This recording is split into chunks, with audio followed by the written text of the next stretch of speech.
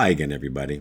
It's Bill Cavanaugh from abscopalevents.com with our second installment discussing the emerging, in my opinion anyway, visibility and maybe viability of what we were calling the abscopal effect for the treatment of cancer, especially advanced cancers. Now, to be clear, we are definitely not there yet in terms of making the abscopal event happen on demand for patients with advanced cancer. But I would argue that the pieces are falling together, making this a very compelling idea for serious further research. In the meantime, we're going to keep putting the pieces together as best we can, and especially looking back at the history of how we got here. In our first episode, we reviewed the part that Dr. Robert Moll played in identifying what he called the abscopal effect with regard to the effect of ionizing radiation on human beings. As we discussed, Dr. Moll likely could not imagine that we would be using that term today to describe the outcomes of actual cancer treatments. But we are. Dr. Moll did conjecture that absorbed radiation may have distant or abscopal effects from where the radiation was actually targeted.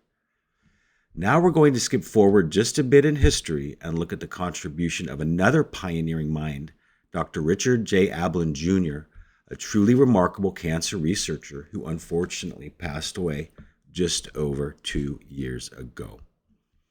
Here you can see Dr. Ablin in the lab sporting a cool early 70s mustache, which he was well known for. Now the round thing with the lid open is a benchtop centrifuge. He always seemed to have one nearby for reasons that I will touch on. And of course in the lab, he has a centrifuge tube in his hand and a pipette nearby. In order to quickly relate just why Dr. Ablin figures so prominently into our discussion of the abscopal effect and cancer immunology in general, let's look at a letter that he wrote to the editor of the British Medical Journal, published in August 1972. I include only a small part of this correspondence, which is intended for educational purposes only. This is an important piece of history as far as I am concerned, and I hope that it is not lost to the passage of time. Now, this letter to the editor very succinctly summarizes what had been seen at the Buffalo Veterans Administration Hospital and University of Buffalo School of Medicine affiliate institutions in the late 1960s based on the clinical work of two urologists there named Ward Soanes and Maurice Gonder. The 6 patients listed in this table, who were 6 among many, these were exceptional cases, had been treated by having their cancerous prostate glands frozen. However, these 6 individuals also had known metastatic prostate cancer at the time their therapeutic prostate freezings took place. Now, the freezing of cancerous tissue, also known as cryotherapy or cryoablation, is a very long-standing treatment that is akin to intentionally inducing frostbite in targeted cancerous tissue. And this was serious freezing. This was freezing by introducing liquid nitrogen into hollow tubes inserted into the prostate gland, causing rapid cell death by sucking essentially all the heat right out of living tissue and destroying the supporting blood supply. Liquid nitrogen, just to give you an idea, goes in at almost minus 200 degrees Celsius. That's 77 Kelvin for you who are so inclined. This is extremely cold. Now, I have highlighted in Ablin's 1972 letter to the British Medical Journal a table that depicts some details about the 6 patients whose prostates, and therefore prostate cancers, were treated with liquid nitrogen-based freezing. All 6 had clear signs of cancer elsewhere in their bodies, in their skeletons, lungs, and lymph nodes, as shown in the table under the column header, Site of Metastasis. Now, the fascinating thing here is that in these 6 men, it was observed that cancers well outside their frozen prostate glands shrank. If you heard our last episode, that might sound familiar. But this is not radiation therapy, it is cryotherapy. Now, these truly astonishing responses of metastatic cancers far away, abscopal, from the frozen prostate in these patients had been noted by the physicians and researchers in the late 1960s. So much of what occurred with these patients was observed by researchers in Buffalo, New York, before Ablin got there. It was truly groundbreaking clinical work. But Dick Ablin was there to work specifically to uncover how this so-called distant response might have occurred. And at this point, the early 1970s, it was not entirely obvious why such an effect would occur. But there were some possible explanations available. Now, we're going to take a quick detour in order to define some terms and hopefully make things more understandable. This is a model that I think is helpful in terms of understanding a critical part of the immune system and the immune response, and including the immune response that might be responsible for defeating cancer. And I think that everyone should have a good grasp on these concepts, whether you're a cancer researcher or not. You might already understand this concept well, but it's worth going over for those who don't. And we'll pick up with Dr. Ablin's work right after. Now, I'm going to use a 100-year-old model that, as far as many are concerned, is really the beginning of modern biotechnology. And, ta-da! I don't mean to be overly simplistic here, but this is where many of the original biotechnology ideas got their start. You see, long before hybridomas and modern bioreactors, we had the equine or horse equivalent. We'll illustrate this model using the manufacture of antitoxin or anti-serum, which was a pretty common but cutting-edge concept in medicine in the early 20th century. And microbiology was a thing back in those days, and disease-causing bacteria like diphtheria, we'll use that as our example here, were fairly well understood. And so, on to our model. And FYI, as history records it, these horses were very well taken care of. So don't worry about the welfare of these animals. Importantly, they had to be taken care of. They were gold mines. The reason horses have been so important as producers of biologic material was due mostly to the huge blood volume in these animals. 30 to 40 liters of blood compared to 4 or 5 in a normal-sized human being. Now, we'll explain why that's important. So in our example, a bacterial culture of the causative agent of diphtheria, in this example, was injected under the skin of the horse. The bacteria were typically dead, but parts of the molecular makeup went along for the inoculations. And this whole process was perfected such that the horse reacted to the inoculations not by getting sick with diphtheria, but by producing antibodies to diphtherial bacterial products. Once this process had gone on for a while, blood was taken from the horses. Nowadays, the blood would be spun in a centrifuge like the one on Dick Ablin's benchtop to separate the fractions that make up whole blood. But 100 years ago, the blood was simply left to coagulate.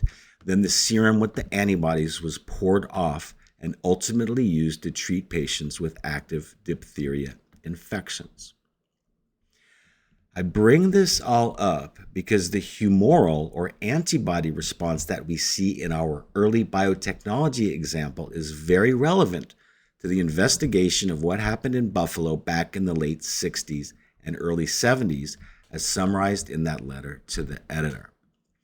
Because what was appreciated by Richard Ablin and others at the time was that one possible and very prominent hypothesis for the observation of distant regressions of metastatic prostate cancer following the freezing of the cancerous prostate was related to an antibody response to the cancer. You see, in the same way that the bacterial culture in our equine example provoked an antibody response, which was capable of neutralizing a bacterial infection, the freezing of tissue is capable of provoking antibody responses as well. To understand why this is, we start with the fact that extreme freezing forms ice crystals from the water in cells and the cell's subcellular constituents. Since water expands when frozen, deep freezing creates ice crystals that literally shred the membranes of the cells in the freezing zone. And once the cell membranes are disrupted, the contents of the cells are liberated and find their way to local vascular drainage networks where these contents, primarily protein for our argument's sake, can interact with immune cells such as lymphocytes. Some of these lymphocytes, B lymphocytes in particular, can interact with these proteins and generate antibodies against them, the proteins, where the proteins liberated by the freezing process represent our antigen. Much as the bacterial matter in our equine example was antigen that generated an antibody response. Okay, hopefully I didn't beat that up too much, but I want to make sure that everyone gets it. It is going to be important to our story going forward. To summarize thus far, abscopal effects in the treatment of cancer by freezing, known as cryoimmunoeffects, had been observed by the late 1960s. It was postulated that an immune response mediated by antibodies as part of an immunoglobulin response that could be seen in the serum could be the link between the treatment of the primary cancer, prostate in this case, and the regression of metastasis that were related to the primary cancer. Here's our cryodestruction again with the release of cellular contents, including proteins made by the cell. We will highlight in red a hypothetical protein that was released from a cancer cell. And here our protein or antigen from the cancer draws an antibody response. So here is our link illustrated. Protein is released from cancer cells post-freezing, and an antibody response is created, just like in our horse example. And these antibodies go on to mount an immune response elsewhere in the patient. And for reasons we've described, during the time the regression of these metastatic lesions following freezing of the primary cancer was not known as the abscopal effect, which was a radiation-based idea, but as the cryoimmuno effect, or as Dick Ablin named it, cryoimmunotherapy. But this whole hypothesis with the antigen and the antibodies and the abscopal effect post-freezing hinges upon the idea that the cancer, as part and parcel of being cancer, is manufacturing protein, which is what cells do, that is cancer specific. Now, remember that term. Specific to the cancer only, and not to benign cells just minding and conducting their own business. And what Dick Ablin set out to do in this research effort well over 50 years ago was to identify the protein or antigen that provoked this immune or antibody response in order to confirm that this cryoimmuno hypothesis reasonably explained the surprising responses of prostate cancer patients in buffalo. So Dr. Ablin and his colleagues undertook a series of laboratory experiments using the lab science of the day, sort of what we talked about before, using anti-serum developed from human patients, rabbits, guinea pigs, etc. This antibody-containing serum was then reacted with cancerous and non-cancerous tissues in an effort to uncover just what antibody response might have been causing the abscopal effects seen in human patients. And that's about as far as I'm going to delve into the details of that work, largely directed by Dick Ablin back in the day. Now, long story short, despite a significant and mind-boggling body of work, at least 30 papers, 30 that I can count, published on these subjects by this group, by Dick and his people in the 70s, they could not find not find the protein or slash antigen that was specific to prostate cancer and that could explain these cryoimmunoabscopal effects. And when I say specific, again, I mean a protein signal against which an antibody could be made that is produced by cancer only, okay, and not by normal cells, because clearly this immune response is targeting cancer and not normal cells when it's seen clinically, when these cryoimmuno effects were seen in these 6 patients we've been talking about. Now, over the course of all of this work, Ablin and his group did find antibodies that were directed, but against normal prostate protein.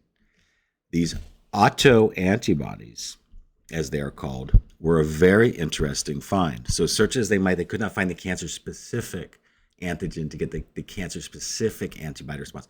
But they found antibodies against normal prostate tissue. And it is quite likely that some of the autoantibodies generated during these studies were against a protein that we now know as prostate-specific antigen, or PSA. But PSA is not cancer-specific. PSA is made by normal prostate cells as a matter of course. So Dick Ablin never found what he was after, a prostate cancer-specific antigen, to explain the prostate cancer-specific antibody response and clinical regression.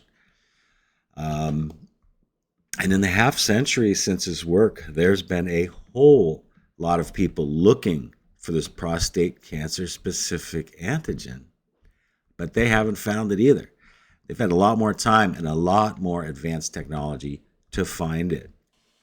So despite untold dollars and hours of time spent in the effort, no one has found the sought-after prostate cancer-specific antigen that Ablin postulated existed, but that he could not find. So, what is driving these effects that we're seeing reported over, back in that letter we talked about a little while ago? What's driving this effect, this cryoimmuno effect, abscopal effect? So that's what we're going to be talking about in the next several episodes, trying to guess at what it might be. We're going to look into some more recent work next time. And then hopefully we'll see this field being pushed forward. I mean, it's amazing that so long ago people were on top of this. But I will say, the fact is that Dick Ablin was very frustrated in not finding his object, of his search, the prostate cancer-specific antigen, and instead he found just a prostate-specific antigen. And I know about this frustration because he told me directly. You see, I was fortunate enough to have known Dr. Ablin. Dick Ablin, as many all over the world knew him. And I was very lucky to have spoken with him several times over the past nearly 20 years on many topics of cancer biology, immunology, and possible treatment ideas.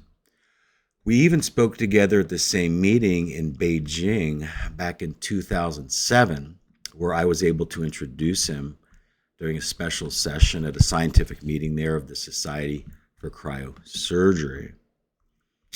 And lastly, I would like to bring up Dr. Richard Ablin's last book, published before he passed away, as it details some of the topics I've talked about here, as well as the debate over something that he very possibly found in his efforts, which is PSA, or prostate-specific antigen, and his strong feelings about that subject. But I'll let him and his co-author tell their story, his story. He even gave me a thoughtful citation in that book based on several conversations we had over the years. And because Dick Ablin was, in the end, a true example of a gentleman and a scholar. And since I've been told by my advisors that the internet has an attention span issue, I will save a detailed account of some contemporary cryoimmuno effect examples until the next video a couple days from now. Thanks for watching.